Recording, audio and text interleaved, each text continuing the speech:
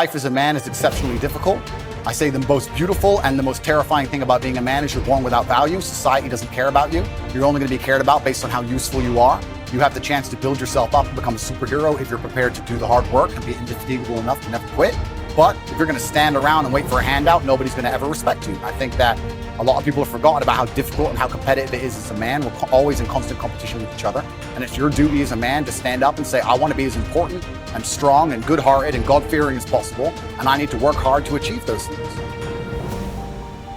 If you look at the true warriors of humanity, you look at the true empire builders, you look at the true titans who are constructing a better world, they're less about pleasure seeking because they understand that if you want to have a great life, a soaring life, look at what most people do and do the opposite.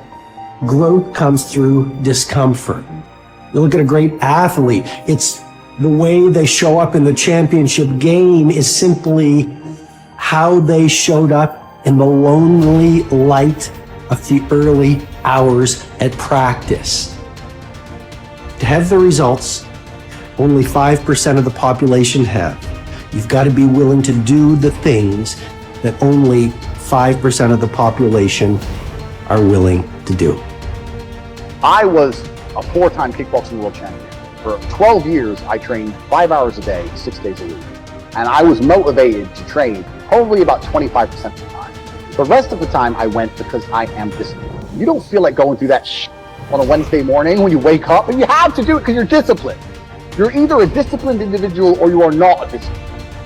There's a difference between want and want. And I say this all the time. People say to me, I want to be rich. And I say, okay, well, I want to be able to ice skate. But I don't want to be able to ice skate enough to go learn how to ice skate. I can't be bothered. I mean, surely if I could click my fingers and be a figure skater, I'd click my fingers. Who wouldn't? But I don't want to actually go train because I don't want it enough. And this is the exact point with money. Everyone wants money put on their lap. If you truly wanted money, you wouldn't be able to sleep until you fucking had it.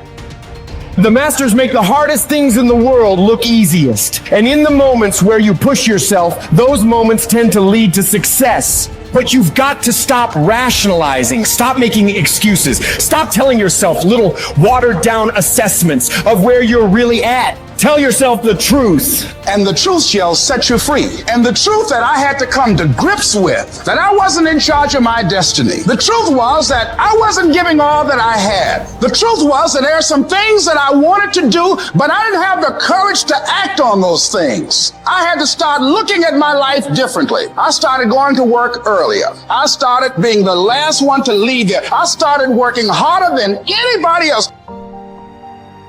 I am not motivated to do the things I'm supposed to do. I don't wake up full of joy. I have to go to the gym, or that I have to work, or I deal with crap. I don't feel motivated to do them. I'm disciplined. I do them regardless of how I feel. Whether I'm in the mood to do it or I'm not in the mood to do it, it gets done. That's discipline. Discipline's a real thing. Motivation is fleeting. You're never going to be permanently motivated. If you're the kind of person who can only try hard at something he enjoys, then you're going to fail. If you truly want to win, you can't only want to win when you're happy, and you can't only want to win when you're motivated. You're competing against men like me who will perform even when it's raining, not only when the sun is shining. And if you're going to be the kind of person who can only do it in one of those scenarios, you are going to lose. You must be prepared to perform all of the time. I have a lot of people who message me and say, I struggle with motivation. My answer is simple. Then stay a loser.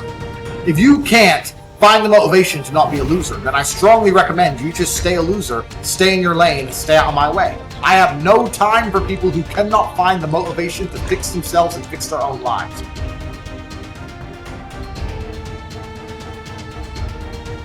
If you cannot control your own mind, then you go through life with zero control, zero influence. You can't control anything. You're just a feather in the wind, waiting for life to blow you from happy place to sad place to happy place to sad place, completely hoping on the gods to be fortunate to you, because if any genuine discomfort comes your way, we're clouded with doubt, and we wonder why it is so difficult for us to grow into the best version of ourselves. We wonder why it is so difficult to climb that mountain, to get over that obstacle. It's because we are not looking at the opportunity with the right perspective.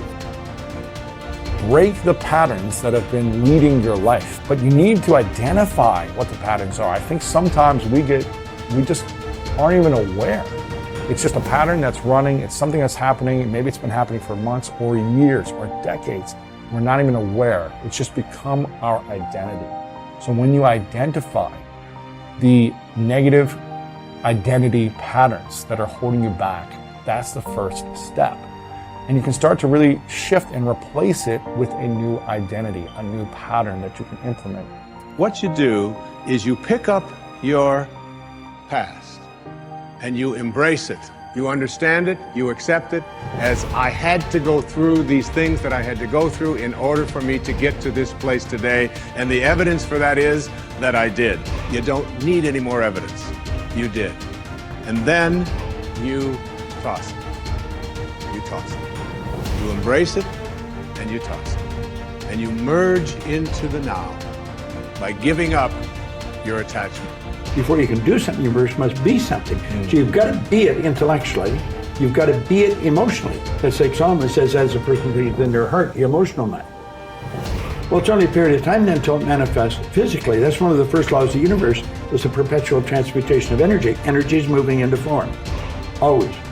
To form, moving into form, through form, back into form again. So we cause it all to happen the way we think and the way we stay locked into ideas. I don't think greatness is something you're born with, some mysterious power bestowed upon us by God. It's something that truly exists in everyone. I look at it as a superpower we all have, buried deep inside us. This tiny diamond surrounded by layers and layers of rock, the hardest rock in the universe. And every time you do something good, a piece of that rock breaks away. We control where awareness goes, we're controlling where energy is flowing. And if we're controlling where energy is flowing, we're controlling what's manifesting in our life. All I need to do is control where my awareness goes. And if I can control where my awareness goes, I can control where my energy is flowing. And if I can control where my energy is flowing, I can control what is manifesting in my life. Every single person that wins big, every single person that you look at, every single person that you're inspired by, every single person that you aspire to be like, they only have one plan, and that is they are going to win or they are going to die trying. You can make your dream into a reality, but it will only take one person to believe that it's possible. It will only take one person to put in the work. That person is you. If you're sitting down and you start thinking about some future worst case scenario that you're conjuring up in your mind, and you begin to feel the emotion of that event, your body doesn't know the difference between the event that's taking place in your world, outer world, and what you're creating by emotion or thought alone. So most people then, they're constantly reaffirming their emotional states. So when it comes time to give up that emotion, they can say, I really want to do it, but really the body is stronger than the mind because it's been conditioned that way. So the servant now has become the master. And the person all of a sudden, once they step into that unknown, they'd rather feel guilt and suffering because at least they can predict it. Being in the unknown is a scary place for most people because the unknown is uncertain. And people say to me, well, I can't predict my future. I'm in the unknown, and I always say the best way to predict your future is to create it. Not from the known, but from the unknown. What thoughts do you want to fire and wire in your brain? What behaviors do you want to demonstrate in one day? The act of rehearsing them mentally, closing your eyes, and rehearsing the action. Rehearsing the reaction of what you want? Or the action of what you want. By closing your eyes and mentally rehearsing some action. If you're truly present, the brain does not know the difference between what you're imaging and what you're experiencing in 3D world. So then you begin to install the neurological hardware in your brain to look like the event has already occurred. Now, your brain is no longer a record of the past. Now it's a map to the future. And if you keep doing it, priming it that way, the hardware becomes a software program. The law of expectation says that your expectations tend to become your own self-fulfilling prophecies. In other words, what you expect to happen usually does. And if your expectations are based on false information, so you have false expectations, that's what will happen anyway. For instance, your expectations could be that you are destined to have an extraordinary life and be extremely successful. is that no matter what happens, it's all part of a learning process that is leading you inevitably to great success, happiness, and accomplishment. And if you absolutely expect that to be true, if that's your fundamental belief, then over time that will become true. You'll be able to throw off the ups and downs of life. You'll be able to ignore the negative influences around you. If you confidently expect to be a great success, then by gum, you sure will be. No matter what people tell you, you just say, well, it'll be all right. Everything will work out fine. And we know that an attitude of confident expectation is a hallmark of highly successful people. They just expect to succeed more than they fail. They expect to be liked by others more often than they're disliked. They expect to learn from every difficulty that they have. They expect to keep making progress. They just confidently expect it. And surprise, surprise, your expectations affect your realities. What you experience on the outside is determined by how you think on the inside. As they say, you are not what you think you are, but what you think you are. In the Bible it says, as a man thinketh in his heart, which means in his subconscious mind, way down deep, so is he. According to your faith, it's done unto you, and so on. Big picture thinking can benefit any person in any profession. When somebody like Jack Welch tells a GE employee that the ongoing relationship with the customer is more important than the sale of an individual product, he's reminding them of the big picture. When two parents are fed up with potty training, poor grades or benders, and one reminds the other that the current difficult time is only a temporary season, then they benefit from thinking big picture. You have to think anyway, so why not think big? Big picture thinking brings wholeness and maturity to a person's thinking. It brings perspective. It's like making the frame of a picture bigger in the process, expanding not only what you can see, but what you are able to do. Big picture thinkers are never satisfied with what they already know. They are always visiting new places, learning new skills. And because of that practice, they often are able to connect the unconnected. They are lifelong learners. To help me maintain a learner's attitude, I spend a few moments every morning thinking about my learning opportunities for the day. As I review my calendar and to-do list, knowing whom I will meet that day, what I will read, which meetings I will attend, I note where I am most likely to learn something. Then I mentally cue myself to look attentively for something that will improve me in that situation. If you desire to keep learning, I want to encourage you to examine your day and look for opportunities to learn.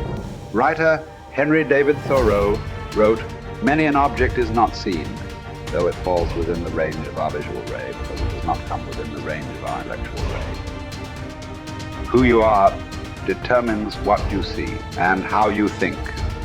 Big picture thinkers realize there is a world out there besides their own, and they make an effort to get outside of themselves and see other people's worlds through their eyes.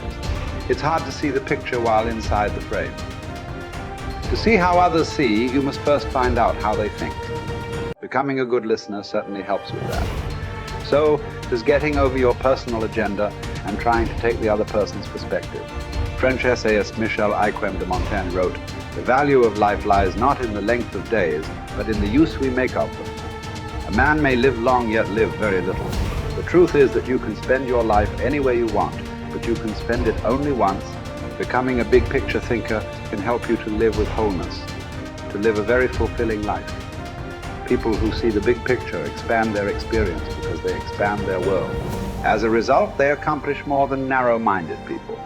And they experience fewer unwanted surprises too, because they are more likely to see the many components involved in any given situation. Issues, people, relationships, timing, and values. They are also, therefore, usually more tolerant of other people and their thinking.